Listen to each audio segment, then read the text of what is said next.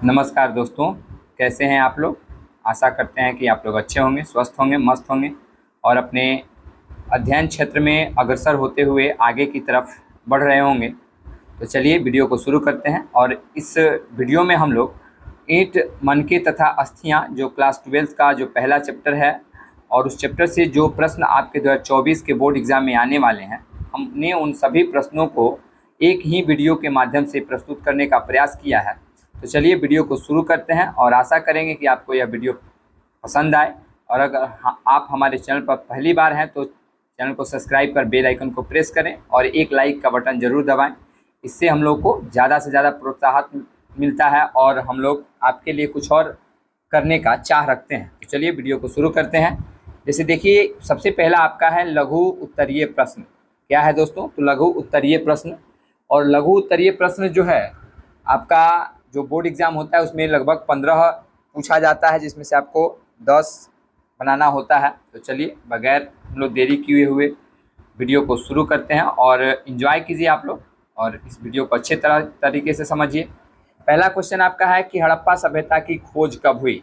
एक बात और आपको बताना भूल गए कि आप इस वीडियो के माध्यम से आपको ऑब्जेक्टिव्स और सब्जेक्टिव्स दोनों प्रश्न एक बार में ही हम सॉल्व करवाने का प्रयास करेंगे। आपको दोबारा जो है ऑब्जेक्टिव रटने की आवश्यकता नहीं पड़ेगी। और ख़ास अगर बात कहें तो इतिहास जो है समझने की चीज़ है, रटने की विषय वस्तु नहीं है। यह अगर एक बार क्रमानुसार समझ में आ गया तो सारे प्रश्न आसानी से सॉल्व हो सकते हैं। तो चलिए, पहला आपका जो है हड़प्पा सभ्यता की खोज कब हुई, आपका ऑब्जेक्टिव भी आता है। तो कहा गया, देखिए इसमें हमने आपको सब्जेक्टिव के रूप में इसको दर्शाया है और आशा करेंगे कि आपका ऑब्जेक्टिव प्रश्न भी इसी में सॉल्व हो जाए। तो हड़प्पा सभ्यता की खोज जो है वह 1921 ईस्वी में सर्वप्रथम हड़प्पा नामक स्थान से हुई थी। कहाँ से हुई थी? तो जब सबसे पहली बार 1921 में जब खुदाई का काम चल रहा था तो उस समय हड़प्पा नामक स्थान पर ही इसकी खुदाई हुई, इसीलिए इस सभ्यता का नाम हड़प्पा सभ्यता रखा गया। और जो आपका एक प्रश्न बन रहा है कि कब हुई हड़प्पा सभ्यता की खोज, कब हुई, तो यहाँ पे आप देख सकते हैं कि 1921 में हड़प्पा सभ्यता की खोज हुई। ठीक, तो आपका ऑब्जेक्टिव भी खत्म और सब्जेक्टिव्स भी खत्म। कह रहा कि इस संस्कृति का जो विकास अर्थात विस्तार था वह कहाँ कहाँ है, तो पंजाब है, सिंध है, राजस्थान है, गुजरात तथा बलूचिस्तान के हिस्सों और पश्चिमी उत्तर प्रदेश के सीमावर्ती भाग तक है। अर्थात कहें तो संपूर्ण भारत में तो नहीं है, लेकिन संपूर्ण भारत का कुछ हिस्सा जो है, जैसे अभी सबसे ज़्यादा जो हड़प्पा सभ्यता है वह पाकिस्तान के क्षेत्रों में पड़ता है। तो कह रहा है कि संस्कृति का विकास जो विस्तार है पंजाब, सिंध, राजस्थान, गुजरात तथा बलूचिस्तान के कुछ हिस्से और साथ ही साथ उत्तर प्रदेश के सीमावर्ती भाग जो पश्चिमी उत्तर प्रदेश है उस वहाँ तक सीमित है। तो आशा करेंगे कि पहला क्वेश्चन आपको समझ में आया होगा। और अब हम लोग दूसरी क्वेश्चन की तरफ बढ़ते हैं और दूसरा क्वेश्चन देखते हैं कि दूसरा क्वेश्चन आपका क्या है। और ये खास जो है बहुत बार प्रश्न पूछा जा चुका है, अगर आप इसको थोड़ा सा ध्यान दें तो यह VVI में क्वेश्चन आ सकता है कि पुरातत्व से आप क्या समझते हैं। यह इम्पोर्टेंट मान के चलिए दोस्तों, अगर आप इसको याद कर लें, समझ लें, तो आपका जो है 2 नंबर कभी छूटने वाला नहीं है। पुरातत्व से आप क्या समझते हैं, क्या पूछा गया क्वेश्चन कि पुरातत्व से आप क्या समझते हैं। तो कह रहा है कि पुरातत्व वह विज्ञान है जिसके माध्यम से पृथ्वी के गर्भ में छिपी हुई सामग्रियों की खुदाई कर अतीत मतलब प्राचीन के लोगों के जो भौतिक या दैनिक जीवन का ज्ञान प्राप्त करना हम लोगों का जो कार्य है वह पुरातत्व विज्ञान कहलाता है। अर्थात जो हमारे पूर्वज लोग थे उनके दैनिक जीवन के बारे में ज्ञान को प्राप्त करना खुदाई विधि के माध्यम से, कोई वस्तु के माध्यम से, वह पुरातत्व कहलाता है। पूरा मतलब पुराना और तत्व मतलब कोई वस्तु, यानी पुराने वस्तुओं से उन जमाने का जब हम ज्ञान प्राप्त करते हैं तो वह पुरातत्व विज्ञान कहलाता है। कह रहा है कि हड़प्पा सभ्यता का ज्ञान पुरातत्व पर ही आधारित है। अर्थात जो है हड़प्पा सभ्यता तो इतिहास काल में ही है ही, लेकिन हड़प्पा सभ्यता में जो लिखावट है उस लिखावट को न कभी पढ़ा गया है न कभी पढ़ा जा सकता है और भविष्य की कोई बात नहीं है। तो अभी तक तो पढ़ा नहीं गया है। तो इस आधार पर हम कह सकते हैं कि हड़प्पा सभ्यता का जो ज्ञान है वह हमें पुराने वस्तु यानी अर्थात पुरातत्व पर ही आधारित है। किस पे आधारित है? तो पुरातत्व पर ही आधारित है। पुरातत्व में मिली उपकरणों, औजारों, धातुओं, पदार्थों, बर्तनों आदि के आधार पर लोगों की सामाजिक आर्थिक स्तर के बारे में पुरातत्वविद निष्कर्ष निकाल पाते हैं। अर्थात कह सकते हैं कि जो पुरातत्वविद लोग होते हैं, जो पुराने वस्तुओं को खोजते हैं, ढूंढते हैं खुदाई करके या जिस भी माध्यम के द्वारा, वे सभी उस वस्तु को यह पता लगाते हैं उस वस्तु के बारे में कि इस वस्तु का पुराने ज़माने में यानी प्राचीन समय में जो मनुष्य थे वह किस रूप में इसका इस्तेमाल किया करते थे। चलिए, तो आशा करते हैं कि दूसरा नंबर जो आपका प्रश्न है आप समझ चुके होंगे। तो चलिए 3 नंबर जो प्रश्न है आपका, ये भी इम्पोर्टेंट ही मान के चलिए, काहे कि जो आपका बोर्ड एग्ज़ाम है इसमें यह कई बार प्रश्न आ चुका है। यानी इसका मतलब होता है कार्बन 14 विधि से आप क्या समझते हैं, यानी कार्बन 14 विधि क्या है। तो चलिए अच्छे तरीके से आपको समझ में आएगा कि कार्बन 14 विधि क्या है। कह रहे कि कार्बन 14 एक तरह से कार्बन का ही रेडियोधर्मी आइसोटोप है, यानी रेडियोधर्मी एक पदार्थ है।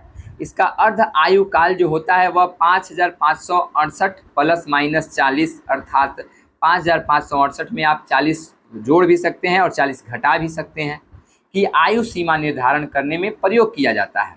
यानी इसका जो है यह पुराने वस्तुओं का जो आयु काल होता है उसको निर्धारण करने में इसका उपयोग करते हैं हम लोग। कह रहा है कि यह विधि कई कारणों से विवादों में रही है, अर्थात जो कार्बन 14 विधि है वह विवादों में भी अक्सर पाई गई है। कह रहा कि वैज्ञानिकों के अनुसार जो है रेडियो कार्बन का जितनी तेजी से क्षय यानी समाप्ति होता है ना, उतना ही तेजी से इसका क्या होता है, निर्माण भी होता है। अर्थात जितनी तेजी से यह क्षय होता है उससे कहीं 27 से 28% ज़्यादा इसका निर्माण होता है। तो इसकी संतुलन जो है वह संतुलन अवस्था जो है वह प्राप्त कभी नहीं हो सकता है। तो इसलिए यहाँ पे कहा गया कि जिससे संतुलन की अवस्था प्राप्त होना मुश्किल है। तो आशा करेंगे कि 3 नंबर क्वेश्चन आपको समझ में आया होगा। कार्बन 14 विधि क्या है, तो आपको एक बार और बता दें कि कार्बन 14 विधि जो है वह किसी भी वस्तु का आयु काल जो होता है, उसका जो पूर्णतः जीवन काल होता है उसको निकालने में मदद करता है, जिसमें जितना तेजी से यह क्षय होता है उससे कहीं ज़्यादा 27 से 28% ज़्यादा इसका निर्माण होता है, इसलिए यह संतुलन अवस्था में नहीं होता है। तो चलिए अब 3 नंबर तो प्रश्न हम लोगों का ख़त्म हुआ। 4 नंबर प्रश्न को देखते हैं। 4 नंबर प्रश्न आपका क्या है कि सिंधु सभ्यता की नगर योजना का वर्णन करें। देखिए दोस्तों, यह लघु प्रश्न और दीर्घ में भी आता है। अगर आप इन प्रश्नों को अगर अच्छे तरीके से समझ लेते हैं तो सभी जो हड़प्पा सभ्यता अर्थात सिंधु घाटी सभ्यता है उसका सभी आंसर आप आसानी से सॉल्व कर सकते हैं। कह रहा है कि सिंधु घाटी सभ्यता की नगर योजना का वर्णन करें। आपको तो पहले से पता है कि सिंधु घाटी एक नगरीय सभ्यता थी। तो चलिए प्रश्नों और उत्तर दोनों को देखते हैं। कह रहा है कि सिंधु घाटी सभ्यता की नगर योजना और भवन निर्माण योजना बड़ी ही सुनियोजित ढंग से की गई थी। अर्थात जो सिंधु घाटी सभ्यता में जो घर का बसावट था, बनाया गया था, वह बड़ा ही सुनियोजित, यानी ऐसा नहीं था एक घर यहाँ तो दूसरा घर वहाँ कई मीटर दूर, वैसा नहीं था, बल्कि एक सुनियोजित तरीके से ढंग से बनाया गया था। इस योजना का प्रमुख आधार प्रमुख सड़कें थी, यानी जो सिंधु घाटी सभ्यता में जो सड़कें थीं जो एक दूसरे को समकोण पर काटती थीं, सड़कों में काफ़ी विधि व्यवस्था के द्वारा उस पर पानी पटाया जाता था, सड़कों के दोनों किनारे चबूतरे और दुकानें सजाई जाती थीं, ये सभी उसका एक आधार है, जिसमें सड़कें प्रायः सीधी और आगे बढ़ते चलेंगे हम लोग और इसको देखते चलेंगे, सीधी और एक दूसरे को समकोण पर काटती थी। सड़कें 4 मीटर से लेकर के 10 मीटर तक चौड़ी थी। प्रत्येक नगर आयताकार खंडों में बटा हुआ था। देखिए सड़कों की चौड़ाई जो थी 4 से लेकर के 10 मीटर थी और जो नगरों का वर्गीकरण था वह आयताकार यानी बराबर हिस्सों में बटा हुआ था। सड़कों को दोनों ओर से बाजार और भोजनालय, सड़कों के दोनों तरफ जो था बाजार यानी दुकानें लगी होती थी, भोजनालय लगे होते थे। घरों से गंदा जो जल निकालने के लिए नालियों की अच्छी सी व्यवस्था की गई थी। सारे नगर में नालियों का जाल सा बिछा हुआ था, अर्थात जो नालियां थी, जो आप लोग पहले भी पढ़े हैं कि जो छोटी छोटी नालियां थी वह बड़ी सड़क के किनारे जो बड़ी नालियां होती थी उसमें जाकर के मिली हुई होती थी। कह रहा कि घरों से गंदा जल निकलने के लिए नालियों की व्यवस्था थी। सारे नगर में नालियों का जाल सा बिछा हुआ था। जो सड़क के दोनों ओर पक्की ईंटों से नालियों को ढका गया था, अर्थात नालियों को ऊपर से कवर भी किया गया था। जो बड़ी नालियों में जाकर के मिलती थी। छोटी छोटी नालियों को बड़ी नालियों में जाकर के मिलाया जाता था, जिसमें नगर का सारा गंदा पानी जो बाहर आराम से निकल जाता था। कह रहा है, अब आगे आप पढ़ते चलिए। कह रहा है कि जिसमें नगर का सारा गंदा पानी बाहर निकल जाता था, अर्थात निकाला जाता था। कूड़ा नगर के बाहर गड्ढों में डाल दिया जाता था, यानी अर्थात जितना भी घर का कूड़ा कचरा होता था उसको इकट्ठा करके जो नगर का बाहर जो कचरा रखने के लिए जो गड्ढा था उसमें उसको डाल दिया जाता था। तथा मकान एक निश्चित सीमा तक ही बना होता था। ऐसा नहीं था किसी का मकान छोटा है तो किसी का मकान बड़ा है, बल्कि सभी किसी का मकान एक समरूप स्थिति में बनाए गए थे। चलिए अगला हम एक और क्वेश्चन को देखते हैं। तो हम कोशिश करें, आप कोशिश करिए कि 4 नंबर जो क्वेश्चन है सिंधु घाटी सभ्यता का नगर निर्माण योजना, इसको दोबारा आप अच्छे तरीके से देखें, समझें, ताकि यह प्रश्न जो है आपको आसानी से समझ में आ सके, क्योंकि यह प्रश्न कई बार पूछा जा चुका है और आशा करेंगे कि इस बार भी आने वाला है यह प्रश्न। तो यह उम्मीद करेंगे कि आप सभी विद्यार्थी जो हैं इस प्रश्न को अच्छे ढंग से याद करें। अगला क्वेश्चन है कि CR37 से आप क्या समझते हैं। देखिए दोस्तों, यह CR37 क्या है, तो यह CR37 एक कब्रिस्तान है। इसी कब्रिस्तान के बारे में हम लोग जानने का प्रयास करेंगे। तो चलिए देखते हैं कि CR37 क्या है। तो कह रहा है कि हड़प्पा नगर क्षेत्र की दक्षिण दिशा में सिंधु घाटी सभ्यता के काल का एक कब्रिस्तान पाया गया है। क्या पाया गया है दोस्तों, तो कब्रिस्तान पाया गया है। आपको अभी पहले भी बताया है हमने।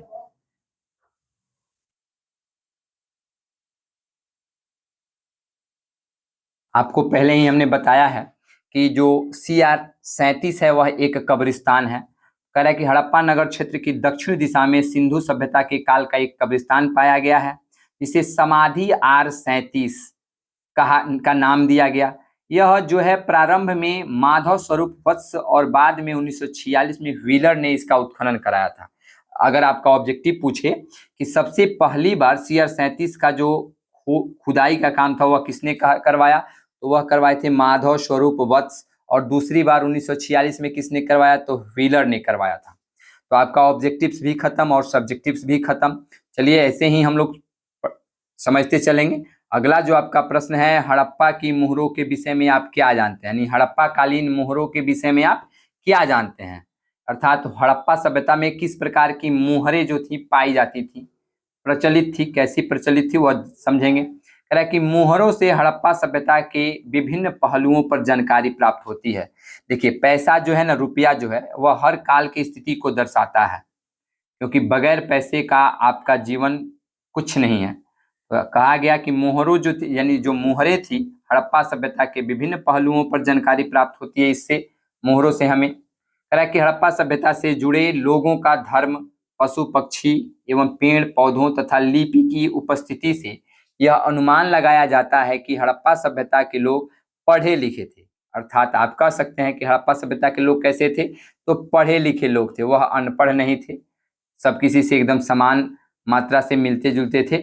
चलिए आगे जो 7, यह क्वेश्चन जो है कुछ खास क्वेश्चन नहीं है, पूछा नहीं जाता है, इसलिए इस क्वेश्चन को आप लोगों को हमने ज्यादा डीपली नहीं समझाया। कह रहा है कि मोहनजोदड़ो के विशाल स्नानागार, यह जो प्रश्न है आपका कई बार बोर्ड एग्जाम में आ चुका है, तो आशा करेंगे कि यह प्रश्न आप अच्छे तरीके से समझें।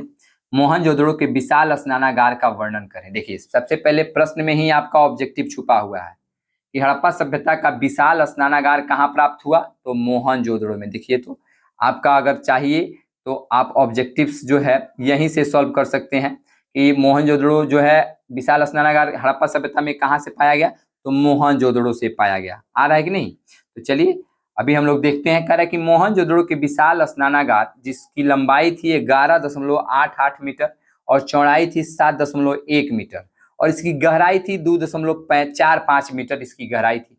तो पूछा जाए तो आप बता सकते हैं। कह रहा है कि मोहनजोदड़ो के विशाल स्नानागार 11.88 मीटर लंबा, 7.1 मीटर चौड़ा और 2.45 मीटर गहरा था। यह स्नानागार चारों ओर से एक गलियारों से घिरा हुआ था। इसके तल तक जाने के लिए उत्तर तथा दक्षिण भागों में सीढ़ियों का निर्माण किया गया था। जैसे आज के वर्तमान समय में हमारे यहाँ स्विमिंग पूल होता है, वैसे ही मान लीजिए कि उस प्रकार का स्नानागार हुआ करता था जो मोहनजोदड़ो में पाया गया। तालाब के गंदे पानी को निकालने के लिए तालाब में अलग रास्ता था। यह अनुमान लगाया जाता है कि यह तालाब धार्मिक अवसरों पर नहाने के लिए बनाया गया था। देखिए, इस तालाब का उपयोग लोग कब करते थे? तो जब कोई धर्मानुष्ठान होता था, पूजा पाठ होता था, तो उसमें स्नान करके, जैसे आज के लोग नदी में स्नान करने जाते हैं, गंगा जी में स्नान करने जाते हैं, यमुना जी में स्नान करने जाते हैं, उसी तरह से उस समय के लोग जो थे इस स्नानागार में स्नान करके तब धर्म वाला जो भी धर्मानुष्ठान काम था उसको संपूर्ण किया करते थे। कह रहा है इस तालाब की मजबूती का अनुमान लगाया जाता है। देखिए, यह हजारों वर्ष से वैसा का वैसा ही है, अर्थात वर्तमान समय में भी इसकी जो बनावट है वैसी ही है। चलिए अगला जो क्वेश्चन है उसको देखते हैं। कह रहा है कि हड़प्पा सभ्यता की जल निकासी प्रणाली पर संक्षिप्त टिप्पणी लिखें। इस क्वेश्चन को भी आप इंपॉर्टेंट मान के चलिए, क्योंकि यह प्रश्न जो है कई बार आ चुका है। हड़प्पा सभ्यता की जल निकासी प्रणाली पर संक्षिप्त विवरण दें या संक्षिप्त टिप्पणी लिखी, लघु प्रश्न है। कह रहा है कि हड़प्पा शहरों की सबसे अनूठी विशिष्टताओं में से एक ध्यानपूर्वक नियोजित जल निकासी। अगर हम बात करें हड़प्पा सभ्यता की, तो हड़प्पा सभ्यता में जैसे रोड सड़क को एकदम समकोण पे काटा गया था, बांटा गया था, घरों की जो स्थिति थी समान थी, वैसे ही यहाँ का जो जल निकासी प्रणाली था वह बहुत बेहतर था। नालियों का निर्माण जो था, आपको ऊपर बता चुके हैं कि यहाँ नालियों का एकदम जाल सा बिछा हुआ था। छोटी छोटी नालियां बड़ी नालियों में आकर के मिलती थी, और बड़ी नालियों से जो गंदे पानी होते थे वे शहर के जो नगर था उसके बाहर जाके गिराया जाता था। तो कह रहा है कि हड़प्पा शहरों की सबसे अनूठी विशिष्टताओं में से एक ध्यानपूर्वक नियोजित जल निकास प्रणाली थी। सड़कों तथा गलियों को लगभग एक ग्रिड पद्धति पर आधारित बनाया गया था, जो एक दूसरे को समकोण पर काटती थी। पहले नालियों के साथ गलियों को बनाया गया था और फिर उनके अगल बगल आवासों का निर्माण किया गया था। अर्थात रोड के किनारे नाली बने हुए थे और नाली के बगल में ही घर बसाया गया था, ताकि कभी किसी का जो घर का गंदा पानी हो वह सड़क पे न जा पाए और या उसके घर में न रहे। तो अर्थात घर से गंदा पानी नाली में आए और नाली से होते हुए बड़ी नाली में मिले और जाके शहर के बाहर वह गंदा पानी आसानी से गिर जा सके। तो चलिए 9 नंबर क्वेश्चन हम लोग देखते हैं। 9 नंबर क्वेश्चन है दोस्तों, कह रहा है कि हड़प्पा सभ्यता के पतन के कारणों पर संक्षिप्त टिप्पणी दी। यह भी प्रश्न कई बार बोर्ड एग्जाम में आया है कि हड़प्पा सभ्यता के पतन के क्या कारण थे। तो हड़प्पा सभ्यता के जो पतन के कारण थे ना, वह इतिहासकारों में मतभेद का कारण पाया गया है। उसमें कभी भी सभी किसी का एक समान मत नहीं है। जितने भी इतिहासकार हुए सब ने अलग अलग अपना मत प्रस्तुत यानी व्याख्या किया। जैसे आप लोग समझ सकते हैं, कह रहा है कि हड़प्पा सभ्यता के पतन को लेकर इतिहासकारों में मतभेद पाया जाता है। जैसे देखिए, कई सारे विद्वानों ने कहा कि नदी का जो मार्ग था वह बदल गया, जिससे वहां पे अनाज नहीं हो पा रहा था, वहां सूखा पड़ गया और सभी लोग जो थे उनका जीवन अस्त व्यस्त हो गया। दूसरा था कि बाढ़, कई सारे इतिहासकारों ने कहा कि यहाँ जो बाढ़ आया और यहाँ का जीवन जो था अस्त व्यस्त हुआ और इन सभ्यता का अंत हो गया। और सभी विद्वानों ने बताया कि जलवायु परिवर्तन हुआ और यहाँ का जो जीवन था वह अस्त व्यस्त हो गया। तो चलिए समझते हैं। पहला कह रहा है कि नदी का मार्ग का बदलना। कह रहा है कि कई इतिहासकारों का मानना है कि नदी ने अपना मार्ग बदल लिया और यहाँ का जीवन अस्त व्यस्त हो गया। देखिए, पहले का जो भी जीवन था या आज का जो जीवन है, अनाज फसल के बगैर मनुष्य का जीवन संभव नहीं है। तो सबसे ज्यादा जो फसल होता है नदी के किनारे ही होता है। आपका जो मिट्टी सबसे ज़्यादा उपजाऊ होती है वह नदी के किनारे अर्थात जलोढ़ मिट्टी होती है। तो इसके किनारे जो फसलें होती हैं वह कुछ खास अच्छी किस्म की होती हैं और अच्छा पैदावार देती हैं। तो कुछ इतिहासकारों का मानना था कि नदी जो था वो अपना मार्ग बदल लिया और वहाँ का जीवन अस्त व्यस्त हो गया। कुछ लोगों का मानना था कि नदी तो था लेकिन उसमें इतना ज़्यादा बाढ़ आ गया कि बाढ़ के कारण जो था इस सभ्यता का अंत हो गया। तीसरा जो है आपका पॉइंट्स उसको समझते हैं जलवायु परिवर्तन। चलिए, तीसरा पॉइंट है दोस्तों जलवायु परिवर्तन, इसको समझते हैं। कह रहा है कि कई इतिहासकारों का मानना है कि जलवायु परिवर्तन के कारण यहाँ के लोग इस स्थान को छोड़कर कहीं दूर चले गए।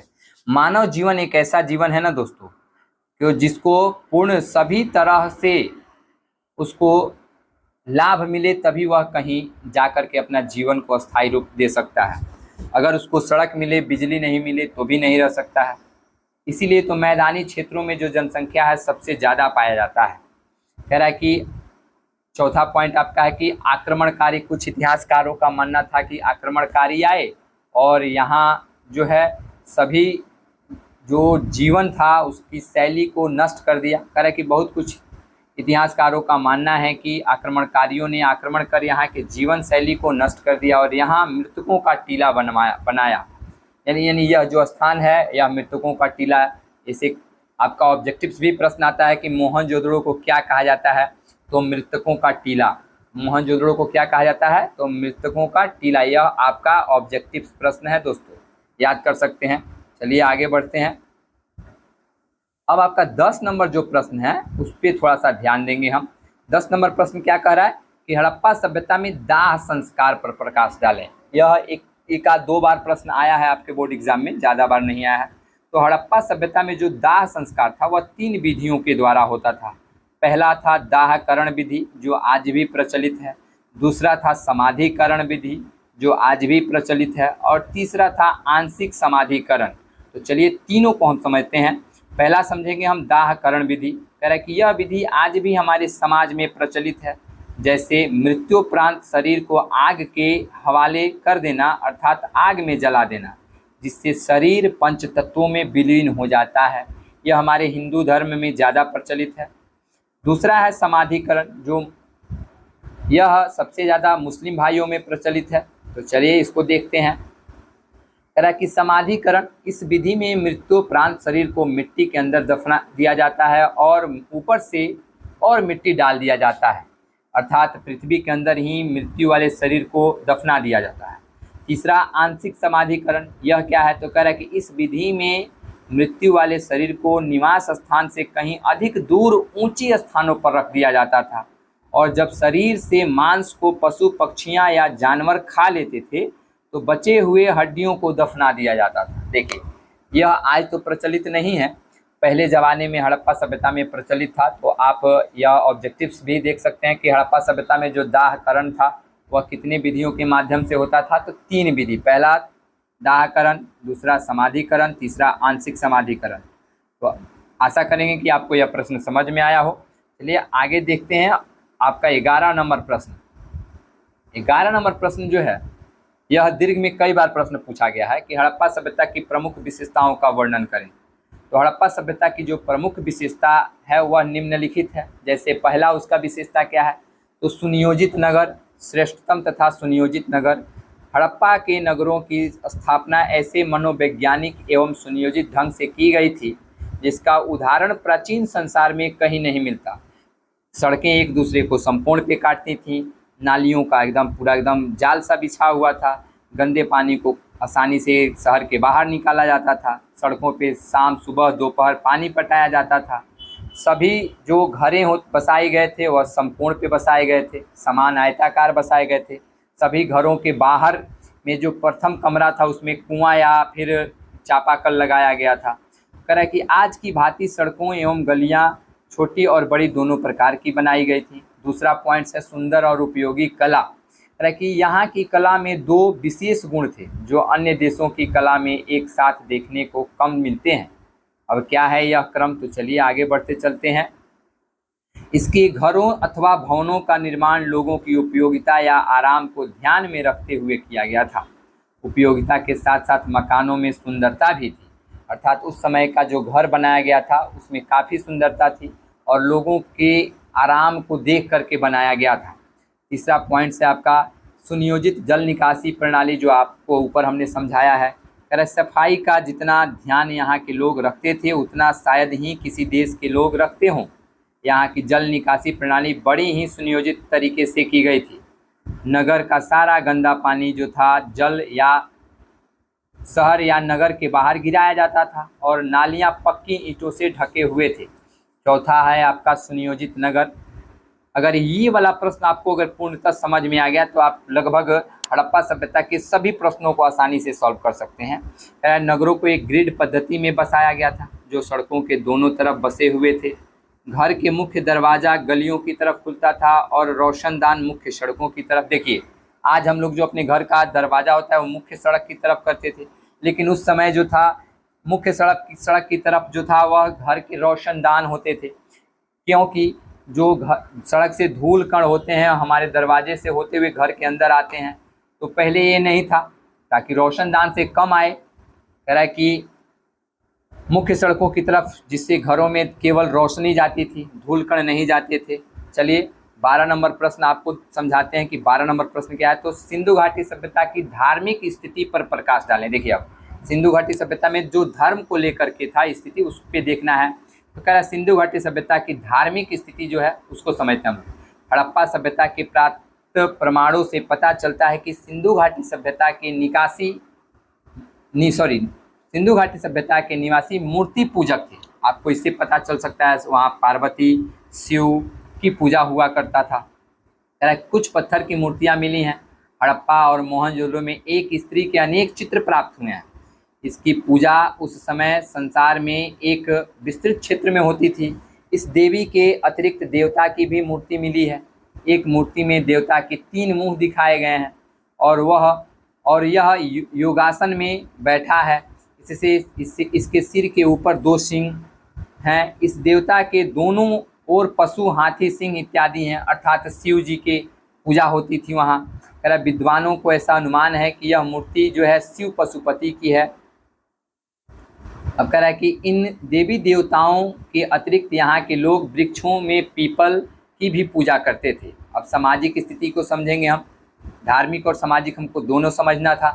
तो धार्मिक तो हम लोग समझ चुके कि वहाँ पे जो था हड़प्पा सभ्यता में महिला, अर्थात महिला जो थी देवी, उसकी भी पूजा होती थी, और जो पुरुष थे उसकी, यानी शिव और पार्वती दोनों की पूजा होते थे। साथ साथ पीपल वृक्ष का भी पूजा होता था। मोहनजोदड़ो तथा हड़प्पा की खुदाई से यह ज्ञात होता है कि सिंधु घाटी की अधिकतर जनता खेती करती थी, जो साधारणतः नगरों की चारदीवारियों से बाहर रखती थी। वे गेहूं, जौ, मटर और कपास इत्यादि की खेती करते थे। पशुपालन भी उनका एक प्रमुख धंधा था। वे गाय, भैंस, बकरी इत्यादि को पालते, परंतु वे घोड़े से अनभिज्ञ थे। ऐसा कई बार पूछा गया है कि हड़प्पा सभ्यता के लोग किस पशु से अनभिज्ञ थे, तो घोड़े से अनभिज्ञ थे। यह ऑब्जेक्टिव प्रश्न है। किससे अनभिज्ञ थे, तो घोड़े से अनभिज्ञ थे। आप लगा सकते हैं। कह रहा है कि कुछ लोग व्यापार भी करते थे। कई साक्ष्यों से यह भी कहा जाता है कि व्यापार विदेशों से भी किया जाता था। वे लोग ऊनी तथा सूती दोनों प्रकार के वस्त्र पहनते थे। चलिए आगे बढ़ते हैं हम लोग। आभूषण स्त्री तथा पुरुष दोनों को अधिक प्यारे थे। ये सभी साक्ष्य हमें CR 37 यानी जो समाधि हमको मिला था उससे प्राप्त होता है, तथा हड़प्पा के कब्रिस्तानों से भी पता चलता है। चलिए 13 नंबर जो प्रश्न है उसको देखते हैं, और यह प्रश्न आपका लास्ट प्रश्न है। तो इसको देखिए, आपको ऊपर लघु के रूप में इस प्रश्न को हमने समझाया था, और यही प्रश्न दीर्घ के रूप में है। तो अगर दीर्घ समझ में आ गया तो आप लघु को कई खंडों में तोड़ के लिख सकते हैं। हड़प्पा सभ्यता के नगर निर्माण की विशेषताओं का वर्णन करें। तो कह रहा है हड़प्पा सभ्यता की प्रमुख विशेषता इसका नगर नियोजन था। क्या था दोस्तों? तो नगर नियोजन था। हड़प्पा एवं मोहनजोदड़ो की खुदाई में पूर्व तथा पश्चिम में 2 टीले मिलते हैं। पूर्व टीले पर नगर था और पश्चिमी टीले पर दुर्ग स्थित था। ऐसा प्रतीत होता है कि यह शहर एक निश्चित योजना को ध्यान में रखकर बसाया गया था। नगरों को चारों ओर से दीवारों से घेरा गया था, ताकि जो भीतर के जो फसल थे, जो जान माल थे, उसकी कोई बाहरी हिंसक पशु क्षति नहीं कर सके। हड़प्पा में यह कच्ची दीवार कच्ची ईंटों से बनाया गया था। एक निश्चित योजना से बनाए गए पद्धति के कारण घर एक जैसा दिखाई देता था, अर्थात जो घर थे सभी एक जैसे दिखाई देते थे। तो चलिए हम लोग आगे चलते हैं। थोड़ा सा जो है ऊपर चला गया था।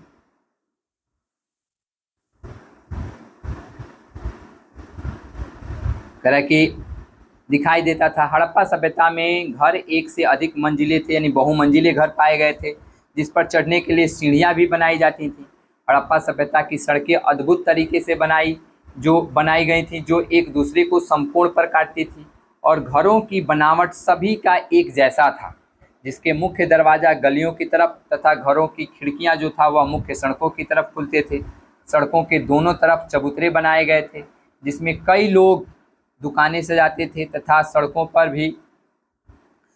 पर दिन भर में 2 या 3 बार पानी पटाया जाता था, जिससे धूल और कण न उड़े। और सड़कों की बनावट ऐसी थी कि हवा ही सड़क को साफ कर लेती थी, यानी समान चारों तरफ से संपूर्ण पे बनाया गया था, काटा गया था।